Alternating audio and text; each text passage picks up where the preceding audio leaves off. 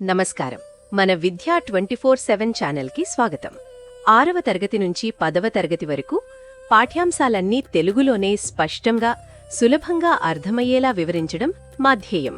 School పరీక్షలైనా, final assessments అయినా, SSC board పరీక్షలైనా మీ విజయాలకి కావాల్సిన పూర్తి మార్గదర్శకత ఇక్కడే లభిస్తుంది. ఇక ఈరోజు పాఠంలోకి వెళ్ళిపోదాం. అందరికీ నమస్కారం. ఈరోజు మనం సోషల్ స్టడీస్లో ఒక చాలా ఆసక్తికరమైన టాపిక్ గురించి మాట్లాడుకుందాం. అసలు అభివృద్ధి అంటే ఏంటి? కేవలం పెద్ద పెద్ద బిల్డింగులు, రోడ్లు కట్టడమేనా, లేక దీనికి ఇంకా ఏదైనా లోతైన అర్థముందా? పదండి, దీని గురించి ఒక కొత్త యాంగిల్లో చూద్దాం. సరే, ఈరోజు మనం ఏమేం నేర్చుకోబోతున్నామో ఒక్కసారి చూద్దాం. ఫస్ట్ అసలు అభివృద్ధి అంటే ఏంటో చూస్తాం. తర్వాత ఆ అభివృద్ధి అనేది ఎవరో ఇచ్చే దానం కాదు, అది మన హక్కు అని ఎలా చెప్పగలమో తెలుసుకుంటాం. ఆ తర్వాత జీవనోపాధి, ఆహారం, అలాగే పిల్లల హక్కుల గురించి కూడా మాట్లాడుకుందాం. ఇక చివరగా ఈ చాప్టర్లో మనం నేర్చుకున్న ముఖ్యమైన విషయాలన్నిటినీ ఒకసారి రివైజ్ చేద్దాం. మొట్టమొదటగా మనం అసలు డెవలప్మెంట్ గురించి ఎందుకు మాట్లాడుకోవాలి? దాన్ని అర్థం చేసుకోవటానికి ఒక రియల్ లైఫ్ సిచ్యువేషన్ చూద్దాం. మన టెక్స్ట్ బుక్లో పవన్ ఇంకా వాళ్ళమ్మ గురించి ఒక కథ ఉంది కదా. అది కేవలం కథలా అనిపించినా మన చుట్టూ ఉన్న ఎంతోమంది జీవితాల్లోని నిజం. చూడండి, 13 ఏళ్ల పవన్ గుడి బయట మిగిలిపోయిన అన్నం కోసం అడుక్కోవడం, వాళ్ల అమ్మ ఏకంగా 12 గంటలు పనిచేసి పైగా అవమానాలు కూడా పడటం. ఇది ఎంత కష్టమో ఆలోచించండి. పేదరికం, ఆత్మగౌరవం లేకపోవడం అనేవి ఎంత బాధను కలిగిస్తాయో ఈ కథ మనకు కళ్లకు కట్టినట్టు చూపిస్తుంది. ఇక్కడే మనకు ఒక చాలా ముఖ్యమైన ప్రశ్న వస్తుంది. ఒక మంచి జీవితం గడపడమనేది అది వేరే వాళ్లు మనమీద దయతలచి ఇచ్చే బహుమతా, లేకపోతే అది ప్రతి ఒక్కరికీ పుట్టుకతోనే రావాల్సిన ఒక ప్రాథమిక హక్కా? చెప్పండి. మనం ప్రజలందరి బాగు గురించి ఆలోచించేటప్పుడు ఈ ప్రశ్నకు సమాధానం చాలా ముఖ్యం. సరే, ఇప్పుడు మనం దానం అనే ఆలోచన నుంచి హక్కు అనే ఆలోచన వైపు ఎలా వెళ్లాలో చూద్దాం. దీనికొక సొల్యూషన్ ఉంది. దీన్నే మనం రైట్స్ అప్రోచ్ టు డెవలప్మెంట్ అంటాం. అంటే హక్కుల ఆధారిత విధానం. ఇదొక పెద్ద మార్పన్నమాట. దీని ప్రకారం ఏంటంటే తిండి, పని, చదువు లాంటి కనీస అవసరాలు ఇవేమీ ఎవరో జాలిపడి ఇచ్చేవి కావు. అవి మన ప్రాథమిక హక్కులు. మరి ఈ హక్కులను మనకు అందించడం, వాటిని కాపాడటం ఎవరి బాధ్యత? ప్రభుత్వానిదే. అంటే ప్రతి ఒక్క సిటిజన్ వీటిని ఒక హక్కుగా ప్రభుత్వాన్ని అడిగి పొందొచ్చు. ఇది నా హక్కు, నాకు కావాలి అని అడగొచ్చు. ఓకే, థియరీ బాగానే ఉంది. మరి మన దేశంలో ఈ రైట్స్ అప్రోచ్ అనేది నిజంగా పనిచేస్తుందా? దీనికి 2 చాలా ముఖ్యమైన ఉదాహరణలు చూద్దాం.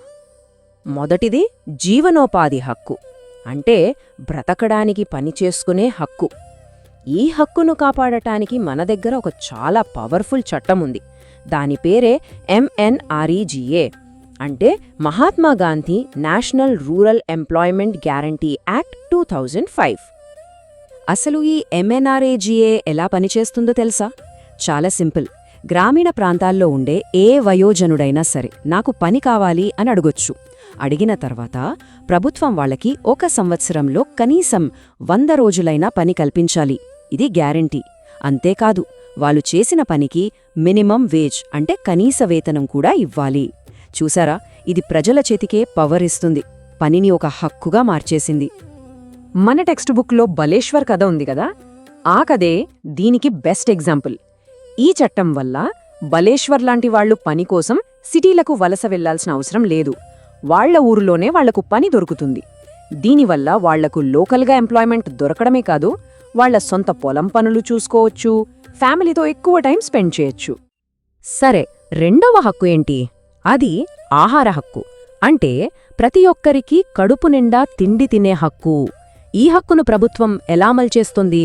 పబ్లిక్ డిస్ట్రిబ్యూషన్ సిస్టమ్ అంటే PDS ద్వారా. మనం సింపుల్గా రేషన్ షాపులు అంటాం కదా, అవే.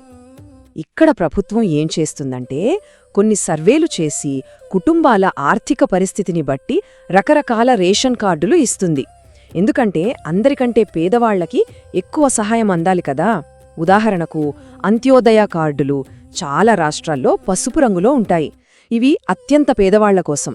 తర్వాత BPL అంటే బిలో పావర్టీ లైన్ వాళ్లకు తెల్ల కార్డులు, మిగిలిన వాళ్లకి అంటే APL వాళ్లకి పింక్ కార్డులు ఇస్తారు. ఇప్పటి వరకు పెద్దవాళ్ల గురించి మాట్లాడుకున్నాం. మరి పిల్లల సంగతేంటి? పిల్లలకు కొన్ని ప్రత్యేకమైన హక్కులున్నాయి. వాళ్లను కాపాడుతామని మన దేశం మాట కూడా ఇచ్చింది. మన భారతదేశం యునైటెడ్ నేషన్స్ వాళ్ల బాలల హక్కుల ఒడంబడిక మీద సంతకం చేసింది. అంటే ఏంటి?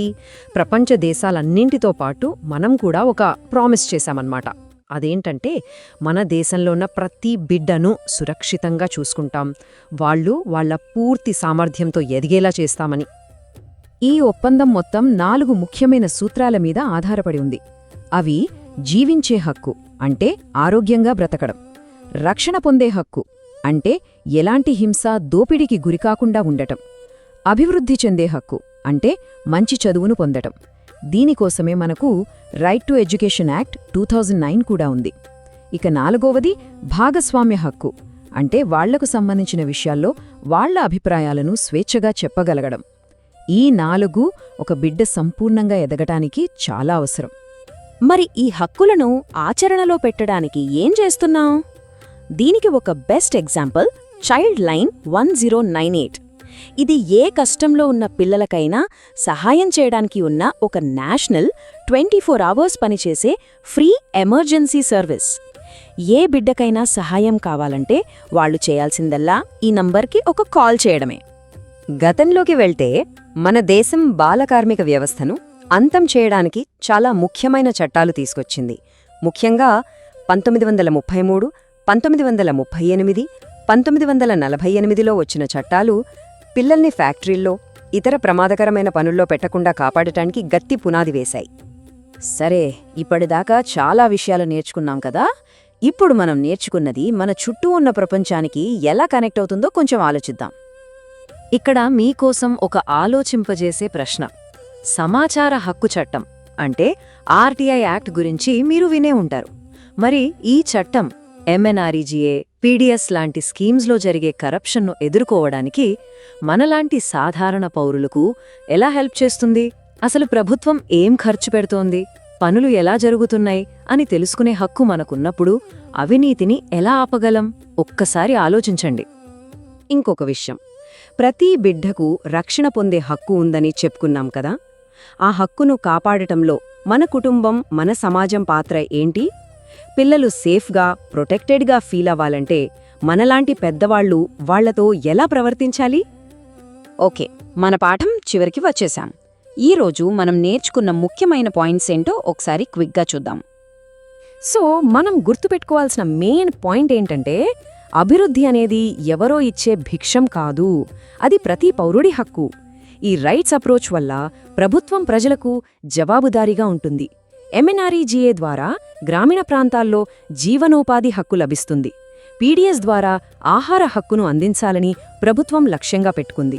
అలాగే పిల్లల హక్కులను కాపాడటానికి భారతదేశం ప్రత్యేకంగా కట్టుబడి ఉంది. ఇవన్నీ మన సమాజాన్ని మరింత న్యాయంగా, సమానంగా మార్చడానికి సహాయపడతాయి. ఈ విషయాల గురించి ఇంకా ఆలోచిస్తూ ఉండండి, ప్రశ్నలు అడుగుతూ ఉండండి. అప్పుడే నేర్చుకోవడం సులభమవుతుంది. ఈరోజు పాఠం విన్నందుకు ధన్యవాదాలు. ఈరోజు చూసిన పాఠం మీకు ఉపయోగపడిందని హృదయపూర్వకంగా ఆశిస్తున్నాను. ఇలాంటి మరిన్ని స్పష్టమైన, సహాయకరమైన, మార్కులు పెంచే పాఠాలు పొందాలంటే మన విద్యా 24/7 ఛానల్ను తప్పకుండా సబ్స్క్రైబ్ చేయండి. ఈ వీడియో నచ్చితే లైక్ చేయండి, మీ ఫ్రెండ్స్కి షేర్ చేయండి. మీ సందేహాలు, సూచనలు, తదుపరి నేర్చుకోవాలనుకున్న విషయాలు కింద కామెంట్స్లో రాయండి. మీ స్పందన మాకెంతో ముఖ్యం. మీ ఒక్క లైక్, ఒక్క షేర్, ఒక్క కామెంట్ కూడా ఈ చదువు వెలుగును మరింత మంది విద్యార్థులకు చేరుస్తుంది. మాతో ఉండండి. మీ నేర్చుకునే ప్రయాణాన్ని ప్రతిరోజు మరింత బలంగా, మరింత స్పష్టంగా, మరింత ప్రభావవంతంగా మార్చుకుందాం. ధన్యవాదాలు.